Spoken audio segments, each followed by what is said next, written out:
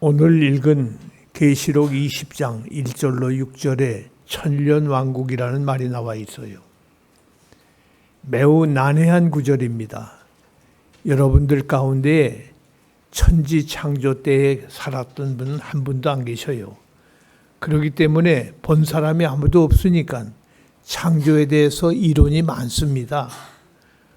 안 믿는 사람들 중에 어떤 사람들은 빅뱅 디어리라고 해서 큰 수소폭탄, 원자폭탄과 같은 것이 터졌는데 그것이 흩어져 가지고 지구를 만들었다, 우주를 만들었다, 이런 빅뱅 디어리를 지금도 주장하고 그것을 입증하려고 무던히 노력하는 사람도 있어요.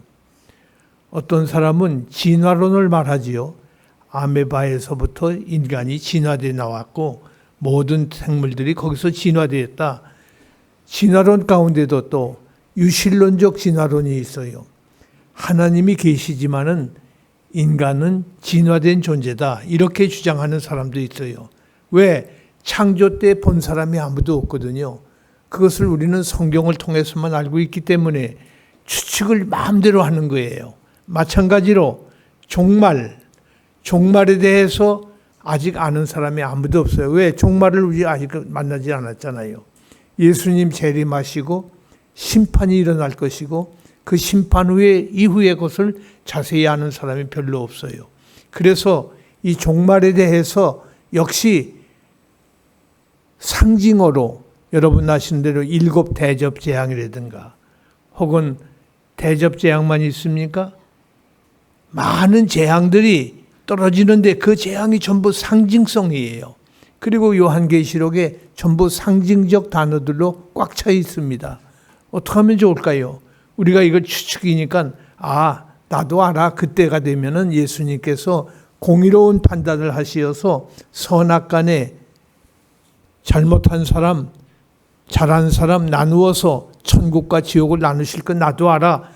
지금 이 현실은 그렇지 못하지 않은가. 이렇게 염려하면서 요한계시록 공부를 하면서 오히려 의구심을 더 품는 사람도 있습니다. 이것은 당연한 거예요. 왜냐하면 여러분이 아시는 대로 아직 이루어지지 않은 것이기 때문에 아는 사건을 확정적으로 말하는 사람이 없어요. 왜 제가 천년왕국설에 대해서 난해하다고 했을까? 제가 난해구절 해설이라는 책을 출판한 적이 있었지요. 그 난해구절 해설에도 이것을 다루질 못했어요. 왜? 아직도 저는 솔직히 이것에 대한 정답을 모르고 있기 때문이에요. 정답이 안 나와 있어요. 학자마다 달라요. 그렇기 때문에 어느 것을 정답이라고 말하기가 어렵습니다. 천년왕국이 뭐냐? 지금까지 알려진 대로는 전천년설이 있고 후천년설이 있고 무천년설이 있어요. 이런 학설이 있는데 이것은 뭘 말하는 거 아니? 학설이 많다는 말은 아직도 확인이 안 됐다는 뜻입니다. 전천년설이라는 말은 예수님 재림이 천년왕국 이전에 있다. 예수님이 재림하시고 그 다음에 천년왕국이 온다 해서 전천년이라고 그럽니다. 프리밀레니엄이라고 그래요. 전천년. 예수님 재림이 있고 그 다음에 천년왕국이 온다. 그런데 이때 7년 대환란이 일어난다는 겁니다. 7년 대환란 후에 천년왕국이 생겨서 그때 예수님이 왕노릇 하시는 거예요. 예수님이 왕노릇 하시는데 예수님이 왕노릇 한 다음부터 그 다음에 나오는 것이 영원한 영생애로 가는 거예요. 우리들이 천국 간다는 말이 그때라는 겁니다. 주님이 재림하신 이후에는 좋은 시대가 올 것이 틀림이 없는데 그런데 이 전천년설에도 아직도 죽음이 있어요. 이것은 참 난해한 구절이 아닐 수가 없습니다. 후천년설은 이 말씀드린 대로 예수님 재림이 천년왕국 이전에 있는 걸 전천년설이라고 했으니까 재림 이후에 천년왕국이 오는 것, 재림이 먼저 있고 천년왕국이 있는 것이 아니라 천년왕국 이전에 재림이 있고 왕국이 오는 것을 전천년설이라고 한다면 거꾸로 천년왕국이 먼저 오고 예수님 재림이 온다. 그것이 후천년설이에요. 후천년설을 믿는 사람은 거의 없습니다. 무천년설은 뭐냐? 무천년설은 천년왕국이 없다는 말이 아니에요. 성경에 있는데 왜 성경이 없다고 그러냐? 밀레니엄이라고 그래요. 무천년설. 이것은 천년왕국이 없는 것이 아니라 천년왕국이 현재적 천년왕국이다. 예수님이 초림, 베들레헴 말구 위에 나신 예수님이 오셔서 십자가에 못 박혀 죽으시고 승천하셨어요. 부활하셔서 승천하셨어요. 승천하신 그분이 시간이 지난 다음에 재림을 하시어 심판하시는 그때까지, 초림부터 재림까지의 어간, 그 사이를 천년왕국으로 해석하는, 그래서 현재적 천년왕국이라고 해석도 합니다. 창조를 경험하지 못해서 창조설에 대해서 많은 이론이 있듯이 종말에 대한 체험을 하지 못한 사람들의 견해가 많을 수밖에 없지요. 아마 그때는 이렇게 될 것이다. 추측성 해석이 많습니다. 우리가 성경을 추측해서 해석하면 안 돼요. 이걸 guesswork이라고 그럽니다. I guess, 내 생각에는 자기 생각대로 성경을 해석하는 거예요. 그건 아주 잘못된 해석이에요. 그거는 이단이 하는 노릇이에요. 성경을 제멋대로 해석하는, 자기 생각대로 해석하는, 자기 수준에서 해석하는, 이것은 성경 해석법에서 전혀 해당이 안 되는 겁니다.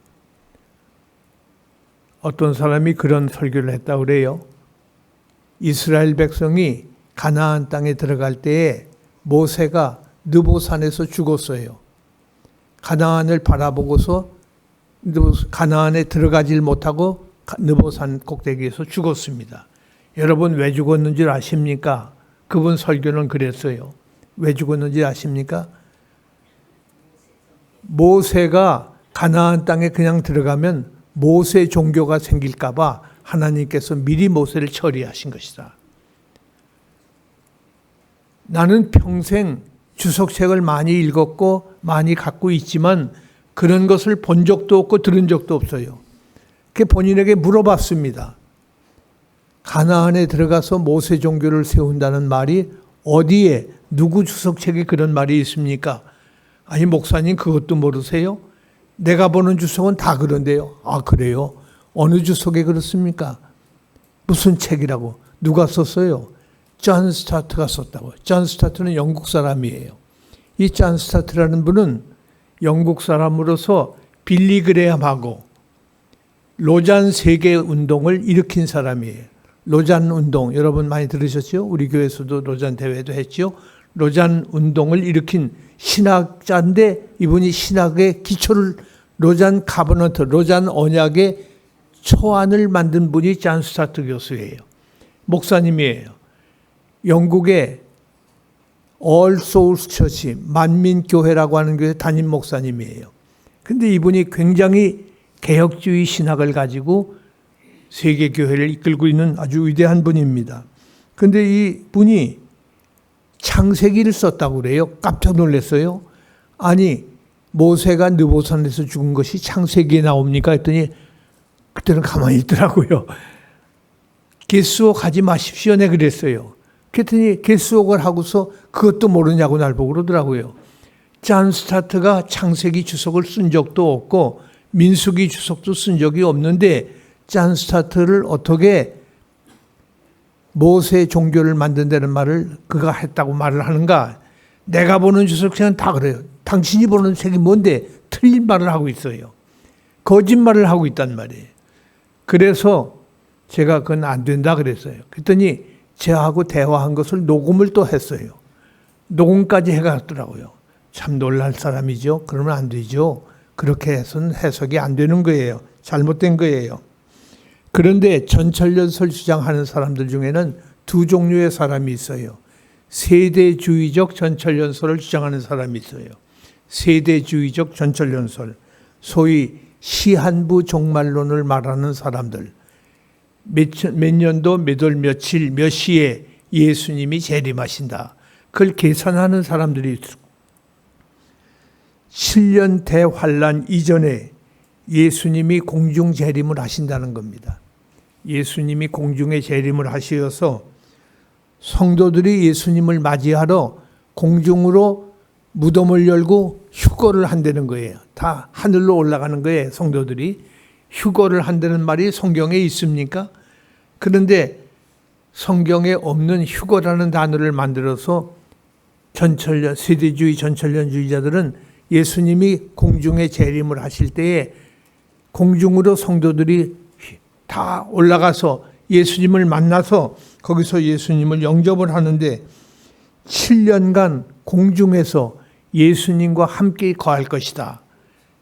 우리가 다 붕붕 떠다닐 거겠죠. 공중에서 7년간 함께 있다가 대환란이 지난 다음에 땅에 환란이 있으니까 땅의 환란 7년 환란이 지난 후에 예수님이 공중에 올라온 그 휴거한 성도들과 함께 지상에 내려와서 천년왕국을 이룰 것이다.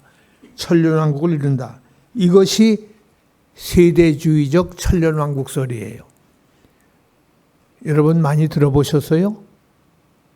휴거한다는 말 들어보셨죠? 그러니까 우리가 그때 다 하늘로 올라갈 거라고. 그래서 그 휴거를 준비하는 사람 있지 않습니까? 그런데 이 세대주의적 천년왕국을 주장하는 사람들은 이스라엘 중심 시대를 얘기하고 있어요. 그때 가서는 이스라엘 세계가 미국이 1등 국가가 아니라 이스라엘이 1등 국가가 된다. 그래서 예루살렘이 회복이 되어서 세계의 수도가 돼요. 오늘날 워싱턴 DC처럼 세계의 수도가 예루살렘이 될 것이고, 여러분 아시는 대로 지금의 예루살렘은 모슬렘들이 점령하고 있어요. 예루살렘은 유대인들이 점령을 못하고 모슬렘들이 점령하고 있어요. 그래서 성전터에 성전을 못 짓고 지금 모슬렘들의 모스크만 있어요. 그런데 그때 가서 예수님이 공중에서 땅에 내려오실 때에는 예루살렘 성전이 회복이 된다는 겁니다. 예루살렘 성전이 회복이 될 때는 제사를 지내게 돼요. 구약시대의 제사제도가 다시 회복이 됐는데 다윗 왕국의 영통을 이은 메시아가 오시어서 그때의 유대인 중심의 천년왕국이 이루어지는데, 구약의 다윗 왕조의 회복이 일어남으로 인해서 하나님 나라가 왕권이 회복되면서 메시아 왕권이 이루어진다. 에스겔서에 의하면 성전이 회복된다는 말이 있어요. 성전이 회복되면 동물 제사를 지내야 되잖아요. 염소를 바치고 양을 바치고 소를 바치는 동물 제사를, 그 피를 제사장들이 바치는 그것이 이루어진다는 겁니다. 여러분 아시는 대로 히브리서에 의하면 동물 제사는 이미 사라진 지가 오래됐어요. 예수 그리스도가 십자가의 죽으심으로 동물 제사는 매번 드려야 되죠. 죄 지을 때마다 동물을 잡아 죽여서 피제사를 지냈는데, 예수님이 십자가의 죽으심으로 인해서 그를 믿는 자는 단번에, 그랬어요. 단번에, once for all, once 한 번에, for all 모든 것을 위해서 모든 죄를 단번에 다 제사가 되었다 그 말이에요. 예수님은 단번에 제사를 지내셨는데, 그래서 구약의 제사는 이미 지나가 버렸습니다. 더 이상 구약의 제사는 없어요. 이것이 세대주의 천년왕국설을 난해하게 하는, 곤란하게 하는 이유 중에 하나입니다. 구약의 제사제도는 이미 지나갔습니다. 아무도 그걸 믿는 사람이 없어요. 그런가 하면 역사적 전천년주의자들이 있어요. 역사적 전천년, 아까는 세대주의적 전천년설인데 역사적 전천년설이라는 말은 이건 아주 중요해요. 한국교회 대부분이, 한국교회 목사님들, 신학자들, 성도들이 거의 다 역사적 전천년설을 믿고 따르고 있었습니다. 죄송합니다. 저도 미국에 유학을 가기 전까지만도 역사적 전천년설을 따르는 사람이 됐습니다. 그런데 제가 공부하러 간 미국 웨스트민스터 신학교의 교수들이 강의를 하는데 무천년설을 얘기하더라고요. 처음에는 상당히 거부감을 느꼈습니다마는 이 교수도 그랬고 저 교수도 그렇고 교수들의 강의가 전부 동일해요. 예수님이 재림하시고 천년왕국이 오는 데는 그것은 전천년설과 같아요. 그런데 영원한 세상이 온다는 것까지도 같습니다. 천년왕국 이전에 예수님 재림하시고 천년왕국이 오고 영원한 나라가 오게 될 것을 말하고 있습니다. 그러면 역사적 전천년과 세대주의적 전천년설이 무엇이 다른가? 오늘 읽은 계시록 20장 1절 말씀을 잘 보세요. 내가 봄에 천사가 무저갱의 열쇠, 무저갱 아셨죠? 무저갱이 뭐지요? 밑바닥이 없는 갱이란 말이야. 밑바닥이 없는 그 수렁으로 무저갱의 열쇠, 거기 열쇠가 왜 필요해요? 근데 열쇠를 가지고 와요. 큰 쇠사슬을 그의 손에 가지고 하늘로부터 내려와서 한 천사가 열쇠와 쇠사슬을 가지고 내려와서 용을 잡으니 옛 뱀이요 마귀요 사탄이라 잡아서 천년 동안 결박하고 열쇠를 가지고 오고 쇠사슬을 가져와서 용을 잡아가지고 용을 무저갱에 집어던지는데 옛 뱀이라고도 하고 사탄이라고도 하고 마귀라고도 합니다. 그것을 천년 동안 용을 결박한다. 그리고 무저갱에 던져 용을 던지는 거예요. 천년 동안 던져 잠그고 아까 열쇠 가지고 왔다고 그랬죠. 무저갱에 던져서 문을 열지 못하도록 잠그고 그 위에 인봉하여 천년 차도록 다시는 만국을 미혹하지 못하게 하였는데 그 용이 뭔고 하니 백성들을 미혹하는 거예요. 하나님을 섬기지 말고 나를 섬겨라. 그게 용이란 말이에요. 그 용을 다시는 그런 미혹을 못하도록 지금 무저갱에 던져놓고 잠그고 인봉을 해서 천년 동안 다시는 만국을 미혹하지 못하게 하는데 그 후에는 잠깐 노일이라. 굉장히 중요한 말씀이에요. 옛 뱀을 결박해서 마귀 사탄을 결박해서 무저갱에 집어 던졌다는 말입니다. 그리고 열쇠를 잠그고 인봉까지 했다고 그랬어요. 여기 사탄이 결박을 당했다는 말이 나오죠. 결박을 했다. 천년 동안 결박을 했다. 그런데 여기 무슨 문제가 있는 거 아니? 사탄이 결박을 당했으면 지금 사탄이 움직이질 못해야 될 거 아니에요. 근데 사탄은 지금 우는 사자처럼 덤벼들고 있어요. 현재 사탄이 발악을 하고 있습니다. 마귀가 엄청나게 덤벼들고 있지 않습니까? 우리가 지금 체험하고 있잖아요.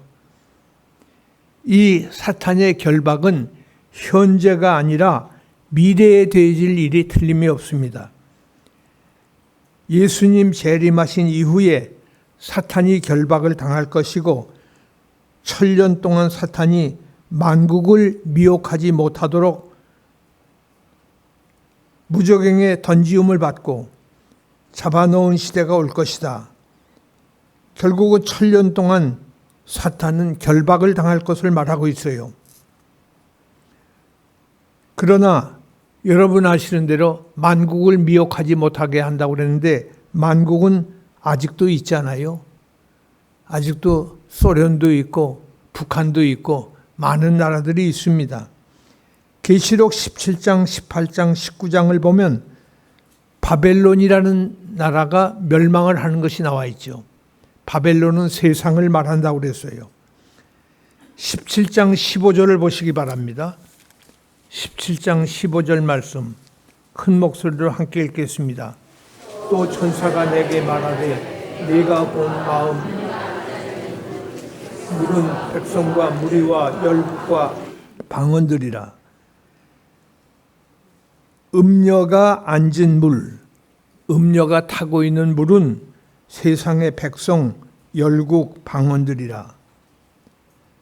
예수 재림이 음녀로 상징된 바벨론을 멸망하기 위해서 오신다면 미혹받을 만국이 없다는 것입니다. 미혹할 곳이 없는데 마귀가 왜 내려옵니까? 이것은 매우 어려운 해석이 아닐 수가 없어요. 이 역시 역사적 전천년주의자들의 잘못된 해석이 틀림이 없습니다. 여러분들이 성경을 연구하면서 늘 생각할 것이 있어요. 성경은 중요한 말씀은 2번, 3번, 50번, 100번, 200번 반복을 많이 해요. 가령 우리가 아는 대로 이스라엘 백성이 애굽으로 끌려 내려간다 하는 말이 수없이 많이 나와요. 바벨론으로 포로로 끌려간다는 말도 여러 번 나와요. 메시아가 오실 것은 수백 번 나옵니다. 그런데 천년 왕국에 대한 말씀은 신약 성경을 계속 읽어도 이 말씀은 계시록 20장 오늘 읽은 1절로 6절 사이에 나온 말씀 외에는 다른 곳은 찾아지질 않아요. 이상하지 않아요? 어떻게 천년왕국같이 중요한 말씀이 여기만 나와 있을까? 그렇기 때문에 이 말씀을 우리가 잘 이해해야 됩니다. 사탄의 결박, 천년간 왕노릇 한다는 말이 나오긴 하는데 누가 이때 왕노릇을 하는가? 여러분들이 읽은 본문을 다시 찾아보세요. 20장 4절을 보세요.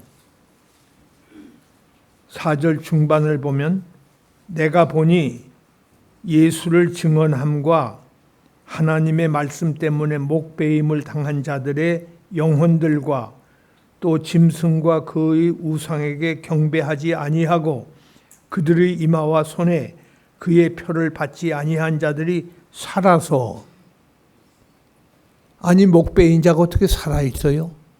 근데 그들이 살아서 그리스도와 더불어 천년 동안 왕노릇하리니, 누가 천년 동안 왕노릇하는 거 아니? 바로 이런 분들이에요.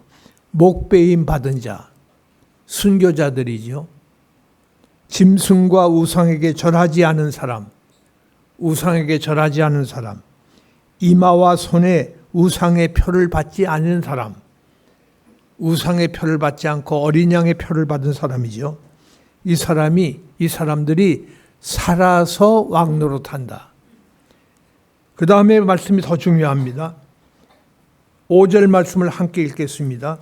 그 나머지 죽은 자들은 그 천년이 차기까지 살지 못하더라. 이는 첫째 부활이라. 부활이 첫 번째 부활이 있고 두 번째 부활이 있어요. 첫째 부활을 바로 이런 사람들이 살아서 지금 왕노릇 하는데, 이 살아난 사람들이 바로 첫째 부활에 참여한 사람이라는 겁니다. 역사적 전천년설과 역사적 전천년설 지금까지 설명한 거죠. 주님 재림하신 후에 천년왕국이 올 것인데, 하늘나라에 죽은, 이 세상에서 살다가 죽은 사람들이 하늘나라에 벌써 가 있어요. 그 하늘나라의 성도들이 돼서 그들이 예수님 공중에 재림하실 때에, 그때에 그들이 거기 동참한다 이거예요. 하늘나라에 간 성도들이 예수님 재림과 함께 올 때 땅 위에 내려와서 7년 환란 지난 땅 위에 내려와서 예수님과 더불어 땅을 다스린다, 세상을 다스린다는 이론이 바로 역사적 전천년주의자들의 해석입니다. 예수님이 메시아로 온 세상을 다스리실 때 영화로운 주님의 모습을 본 사도 요한이 계시록 1장 17절에 보면 예수님을 바라보면서 엎드려 죽은 사람같이 되었다. 예수님의 그 광채에 너무 눌려서 엎드려서 배를 쭉 깔고 엎드려서 죽은 사람같이 되었다. 너무 위험이 가득 차고 너무 무서워서 죽은 자같이 되었다. 주님이 재림하시어서 천년왕국을 이루면서 천년 동안 이 세상에서 왕노릇을 하신다면 사도 요한같이 성령 충만한 사람도 이렇게 벌벌 떨면서 엎드려서 죽은 자같이 되었는데, 하물며 이 천년왕국 때 오신 예수님을 맞이할 불신자들은 어떻게 할까? 이상한 천년왕국이 될 수밖에 없습니다. 그건 천년 왕국이 아니라 정말로 무서운 왕국이 될 거예요. 이것이 역사적 전천년주의자들의 해석의 약점입니다. 해석이 다 정답은 없어요. 약점이 있습니다. 그러면 무천년설은 어떠한가? 무천년설주의자들은 계시록 20장 1절로 6절에서 예수님 초림과 재림 사이 이 시대에 예수님이 다스린다는 말씀이에요. 현재적 천년왕국설이죠. 사탄의 결박은 미안합니다. 마태복음을 다 찾아보세요. 마태복음 12장 꼭 찾으셔야 됩니다. 마태복음 12장 28절 말씀 찾으셨으면 같은 목소리로 크게 읽겠습니다. 그러나 내가 하나님의 성령을 힘입어 귀신을 쫓아내는 것이면 하나님의 나라가 이미 너희에게 임하였느니라. 하나님의 성령을 힘입어 귀신을 쫓아내신 예수님, 그것을 내가 믿는다면 하나님의 나라가 이미 너희에게 임했다. 이미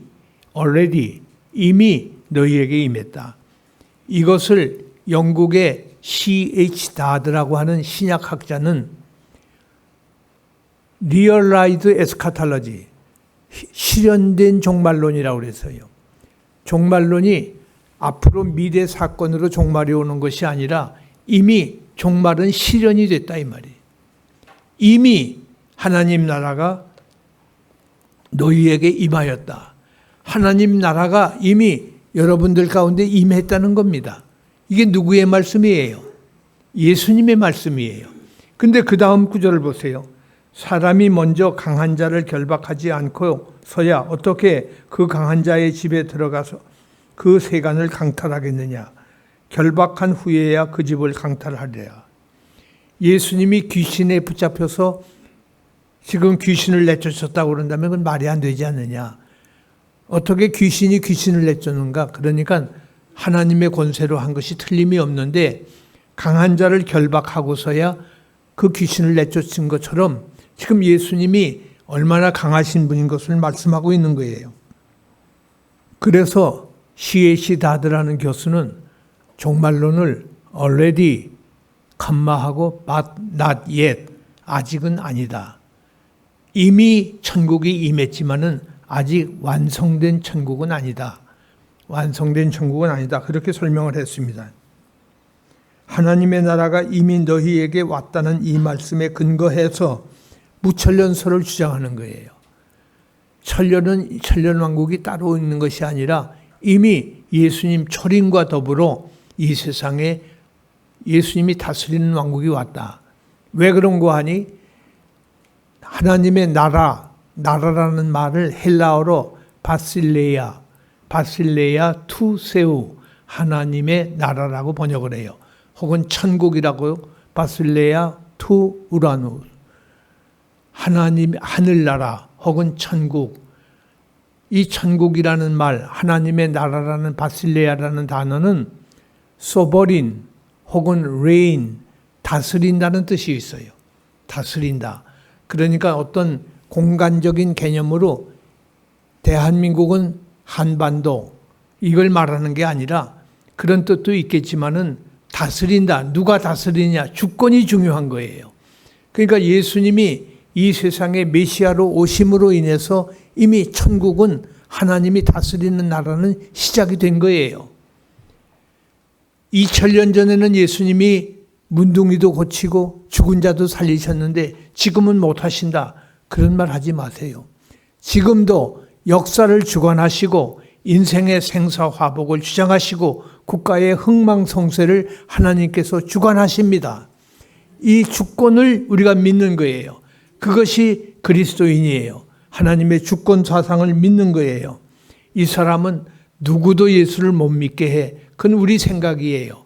하나님은 하십니다. 하나님은 도무지 안 될 사람도 고칠 수가 있고 변화시킬 수가 있기 때문에 하나님은 하실 수 있는 주권을 가지신 분입니다.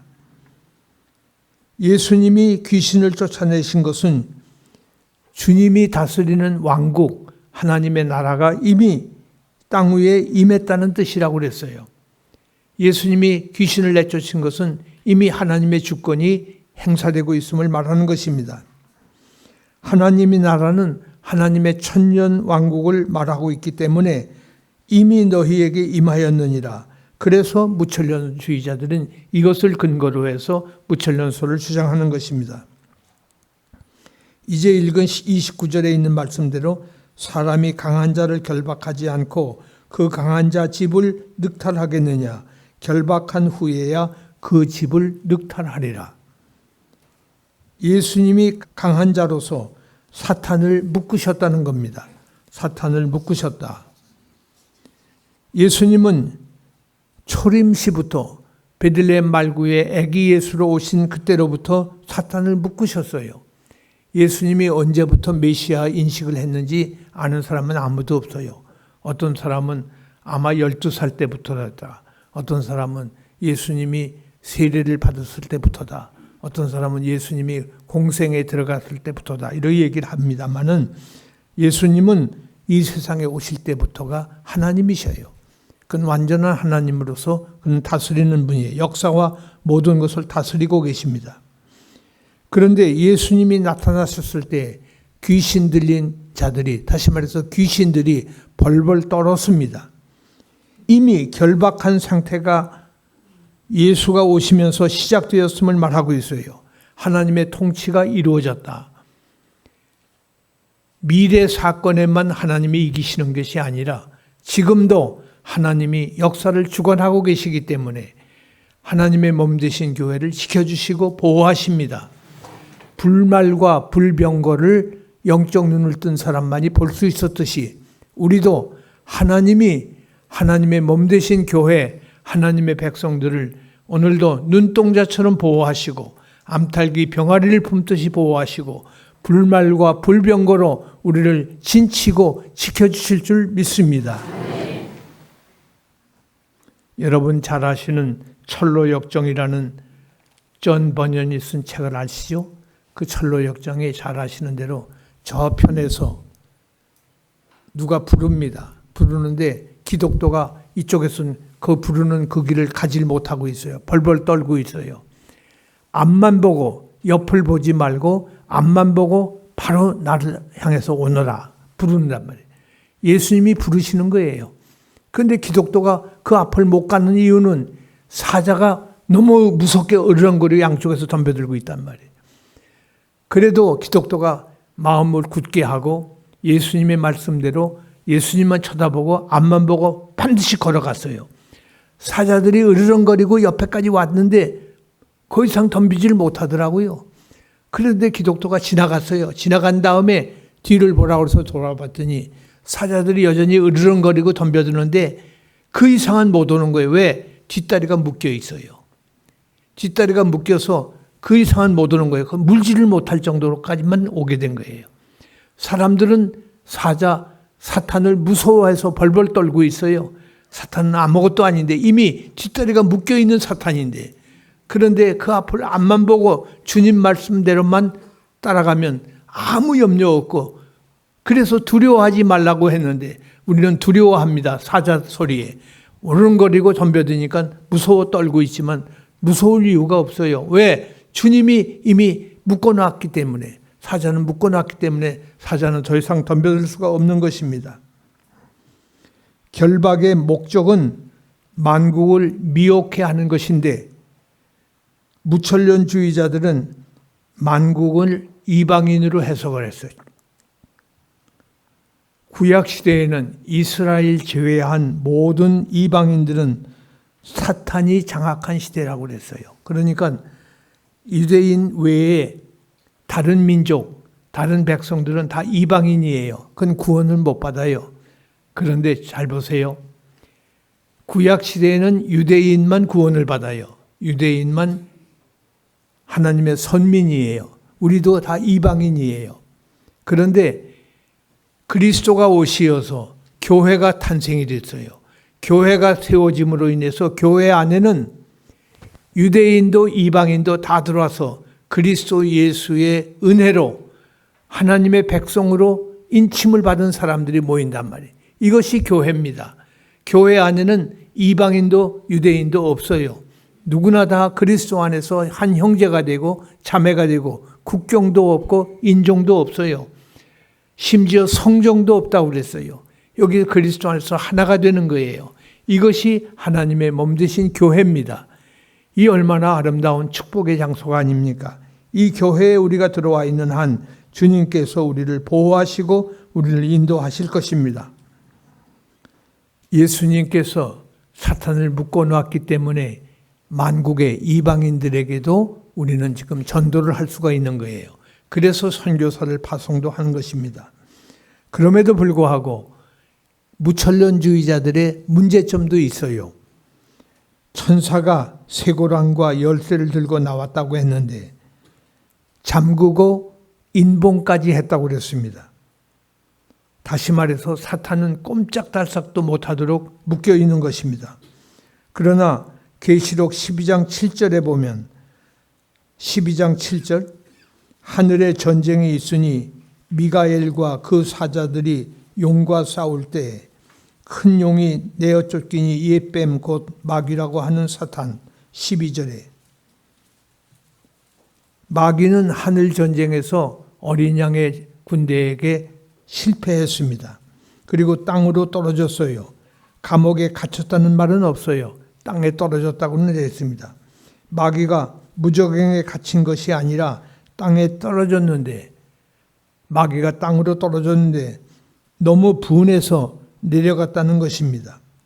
12장 7절에 보면 용이 여자에게 분노하여 돌아가서 그 여자의 남은 자손 예수의 증거를 가진 자들과 싸우려고 바다 모래 위에 섰더라. 붉은 용이 바다 모래 위에 섰다고 그랬어요. 붉은 용이 무저갱에게 갇혀 있는 것이 아니라 바다 위에 섰더라 그랬어요. 이것을 볼 때 용이 갇혔다는 말은 없습니다. 이게 또 하나 문제가 된 것이에요. 용이 갇힌 것이 아니라 붉은 용으로 바다 모래 위에 서 있다고 그랬어요. 13장 1절을 보면 내가 보매 또 다른 짐승이 땅에서 올라오니 여기서 우리가 아는 대로 사탄의 3두 체제를 공부한 적이 있죠. 사탄의 3두 체제가 뭐예요? 우리 성부, 성자, 성령처럼 삼위일체처럼 사탄도 흉내를 내는 거예요. 붉은 용, 바다 짐승, 땅의 짐승. 이게 3두 체제. 사탄이 세 가지 형태로 나타나요. 붉은 용, 바다 짐승, 땅의 짐승. 이 3두 체제가 발악을 하고 있는 시대인데 사탄이 결박되었다는 말은 무천론주의자들에게도 약점이 아닐 수가 없어요. 이것을 설명할 길이 없는 거예요. 20장 4절로 6절에서 목배임을 받은 자들과 짐승과 우상에 경배하지 않은 자들이 살아서 그랬어요. 영들이 살았다는 말인지 목배임 받은 자들의 영혼이 살아있다는 말인지 이들이 살아서 하늘 보좌에서 세상을 다스린다는 말인지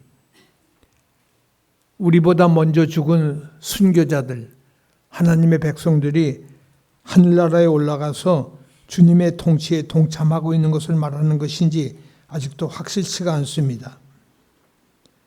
땅 위의 천년왕국이 아니라 하늘에서 육체가 죽은 영혼들이 살아있어서 주님과의 통치에 살아있는 것을 무천론주의자들이 주장을 한다면 그것 역시 해석이 매우 어려운 것이 될 수밖에 없습니다. 문제가 뭐냐? 계시록 6장 9절로 10절을 보면 하나님의 말씀과 저희의 가진 증거를 인하여 어느 때까지 하시려 하나이까? 예수 재림 전에 무천론주의자들이 말하는 천년왕국 시대에 순교자들이 천국에서 다스리는 모습이 나와 있는 것이 아니라 안타깝게 간구하는 모습으로 6장 9절로 10절에서는 언제까지 이렇게 하시렵니까 하면서 간구하는 소리가 들려요. 초림과 재림 사이 죽은 영혼들이 다스리는 것이 20장에 나온 천년왕국의 천년의 통치라면 6장 9절로 10절과는 어떤 조화를 이룰 수 있을까? 하늘나라에서 다스리는 사람들이 언제까지입니까? 라고 묻고 있을 리는 없습니다. 이것도 무천년주의자들의 약점이 아닐 수가 없습니다.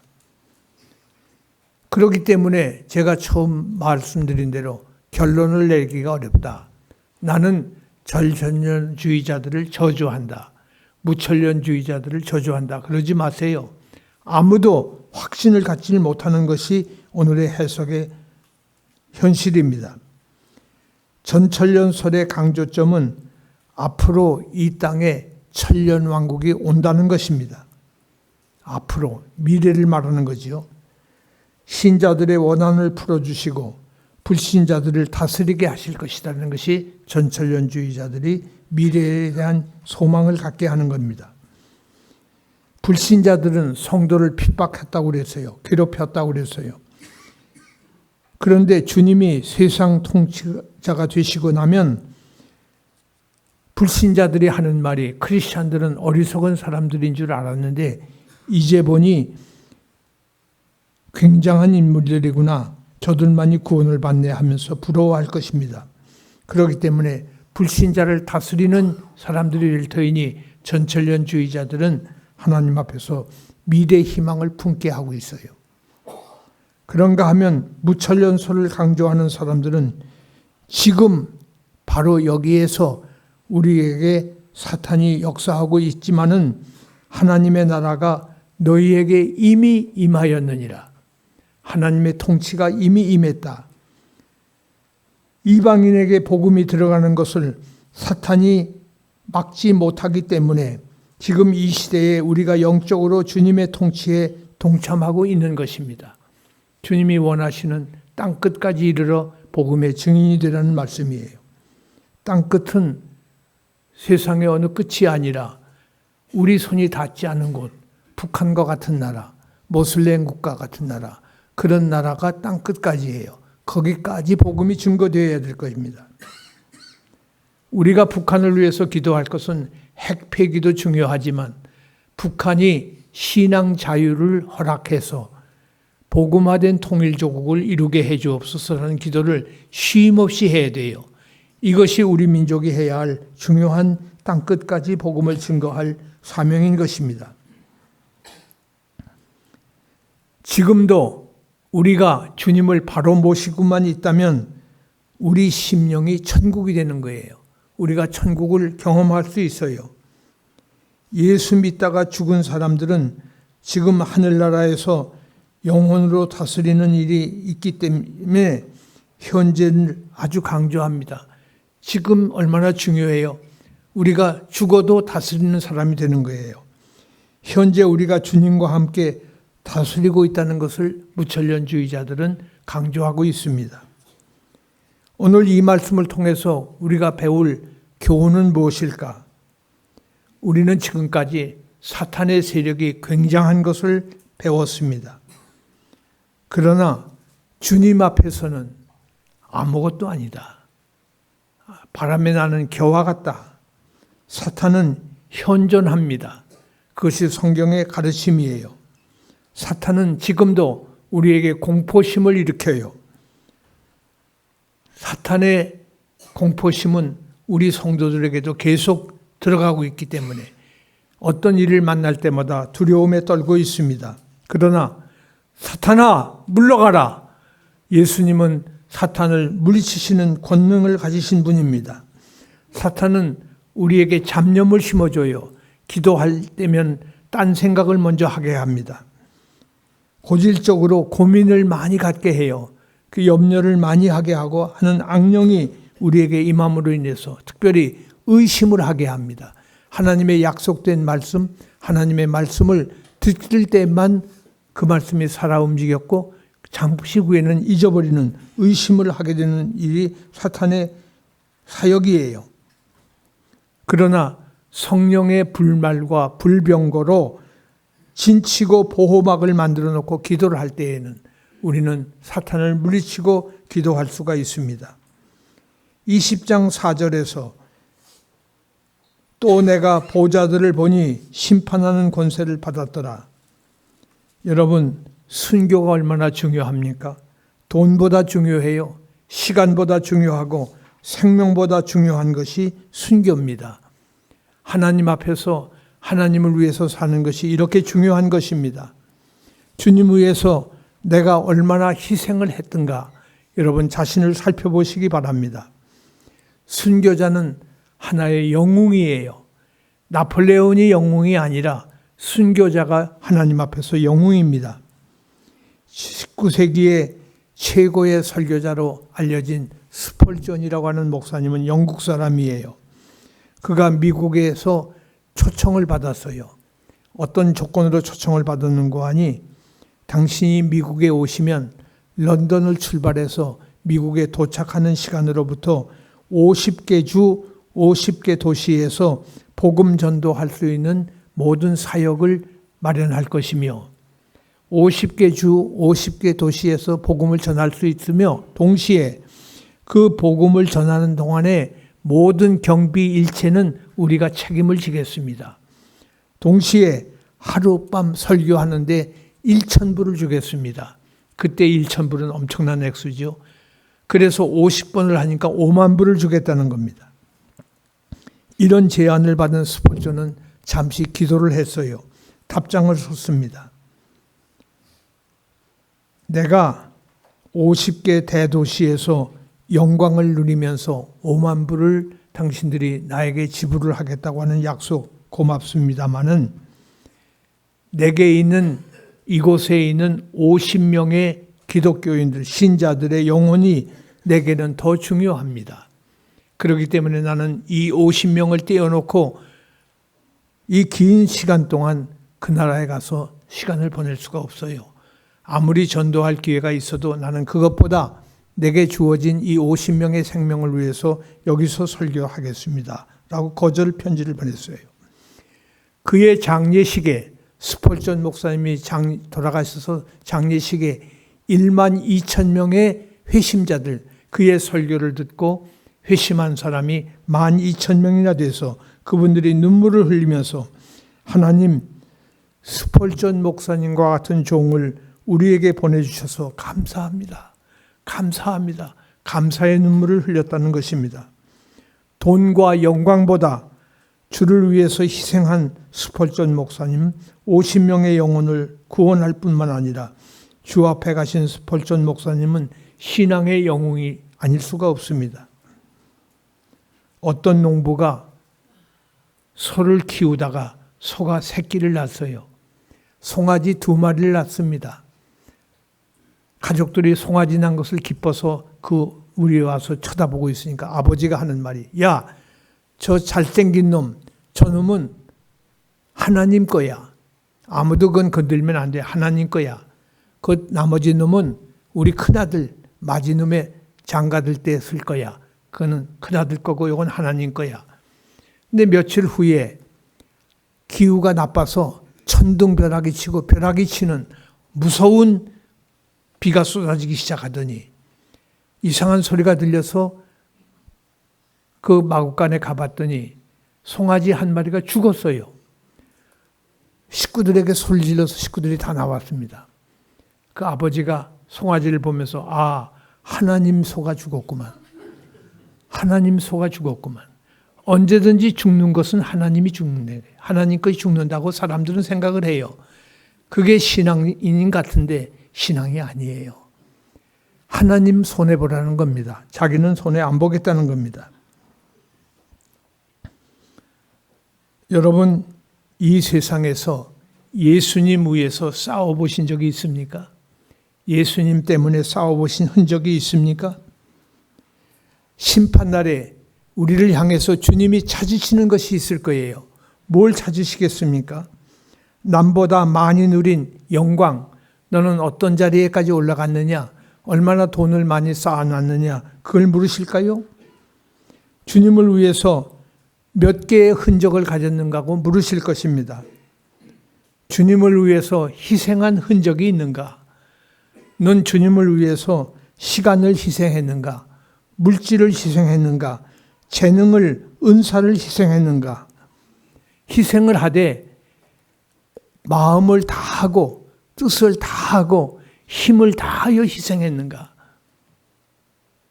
대단히 죄송합니다. 어떤 사람이 내가 주님의 일을 위해서 봉사하겠다고.